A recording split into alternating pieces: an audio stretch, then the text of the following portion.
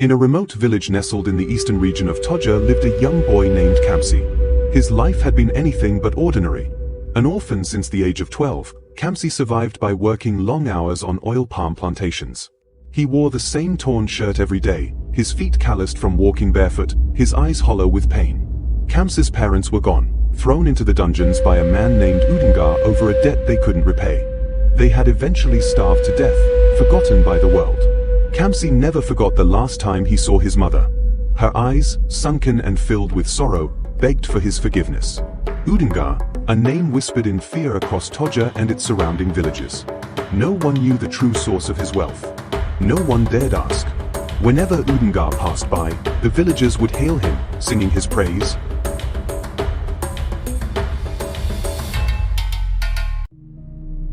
But they hailed him out of fear, not love, for Udengaa was a ruthless man. He seized people's farmlands and coveted their wives.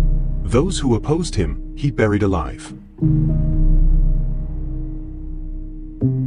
Shortly after Kamsi's parents died, Udengaa sent his men to fetch Kamsi to finish the job.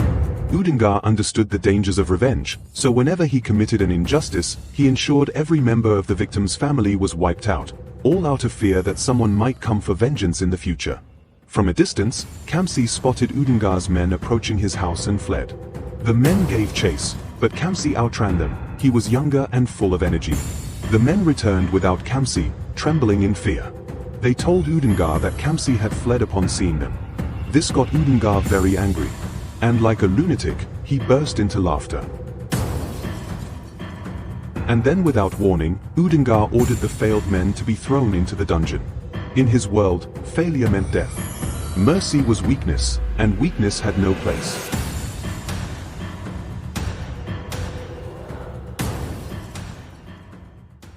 As dusk fell over Tajah, Kamsi kept running for his life, with no destination in mind. Eventually, exhausted, he stopped to rest beneath a baobab tree. He laid his head on a rock beside the tree and dozed off. That night, Kamsi's mother appeared in his dream and told him to avenge their death. She told him that a great sorrow will befall him and something very dear to him will be taken away from him. Kamsi woke up the next morning and saw a bowl of fufu and hot steaming soup right before him. Fear gripped him. He thought it might be food offered for sacrifice. He sat in silence, watching the food, waiting to see if a spirit would appear to claim it, or if it would mysteriously vanish on its own. After a while, his stomach growled loudly, and a powerful hunger overcame him. Without thinking, Kamsi dove into the food, devouring every last bite. When he finished eating, he rose and continued his journey. After walking for several miles, Kamsi came upon a village. From a distance, he saw a man chopping wood. Kamsi approached the man and offered to help. He looked at Kamsi, shocked, because no one ever offered him assistance. The man, whose name was Sami, told Kamsi that no one helped him because he didn't have a male child. His wife had passed away long ago. It was just he and his daughter.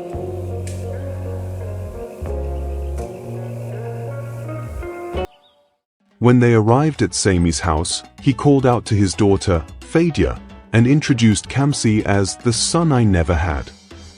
Tajah smiled warmly and quickly rushed to the kitchen to prepare food for the two men. And so, Kamsi came to dwell in Ajusi, a place where he would unknowingly become part of a family that harbored a dark secret, a legacy of hidden magic. Over time, Kamsi and Tajah grew fond of each other. Their bond deepened with each passing day. When they came of age, Kamsi asked for Tajah's hand in marriage. Sami, with no hesitation, gave them his blessing. Their union produced 3 beautiful children, 2 boys and 1 girl. They lived in peace and harmony until Sami grew old and eventually passed on peacefully in his sleep. On the night after his burial, Tajah revealed a long-kept secret to Kamsi. She told him that she and her father had waited for this day to come. From a small wooden chest, she brought out a staff wrapped in white linen. Unwrapping it gently, She held it out to Kamsi. She said it was her father's mark of identity, but since he didn't produce a male child, the staff remains and must be passed on to her husband upon her father's death. Tajah told Kamsi that her father had never used the powers in that staff because it was destructive. It was capable of wiping out an entire village. Kamsi listened attentively to his wife and nodded after she finished the conversation. He then hid the staff under his bed and decided that later he'd dispose of it. By then in Tajah, word got to Udengaa that Kamsi was dwelling in a juicy with his family. Udengaa summoned men to go and bring him back, alongside his wife and children. The men traveled to a juicy all through the night and arrived by midday. They burst into Kamsi's house and dragged Tajah and the children out. Unfortunately, Kamsi was already off to farm and was unaware that his family were being kidnapped. Kamsi returned home from the farm and couldn't find his family. He searched everywhere but couldn't see them. It was then that he remembered his mother's words to him that he would lose something so precious to him. Kamsi cried bitterly and wondered why life was unfair to him. Meanwhile, Udengaa waited for Kamsi to come for his family so he could punish him severely. But when Kamsi didn't show up, Udengaa threw Tajah and her children into the dungeon without food. As days went by without knowing his family's whereabouts, Kamsi decided to end his life. He was about to stab himself before a small child rushed into his house and told him that he'd seen some men carry his wife and children the other day. The little child described the clothings of the said men, and instantly Kamsi looked up and shouted in a loud voice. Kamsi went into his room to retrieve the staff Tajah had given him on the night of Sami's burial, grateful he hadn't disposed of it as he had intended. Kamsi raised the staff and muttered a few words.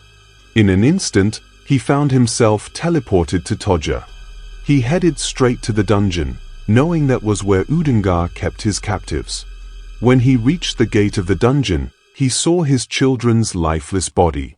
Kamsi tore his clothes in rage and rushed into Udengaa chambers. When he got there, he saw his wife on a table, surrounded by Udengaa's men. They were looking at her with hungry eyes. Unable to contain his rage, Kamsi raised the staff and muttered a few words.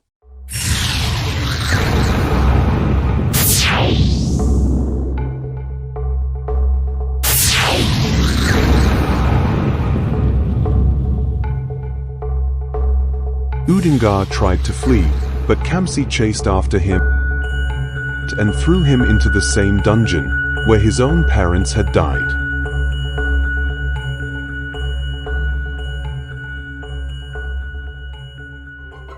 Kamsi carried Tajah back to Ajusi and cared for her until she recovered. In time, they had more children and lived the rest of their days in peace.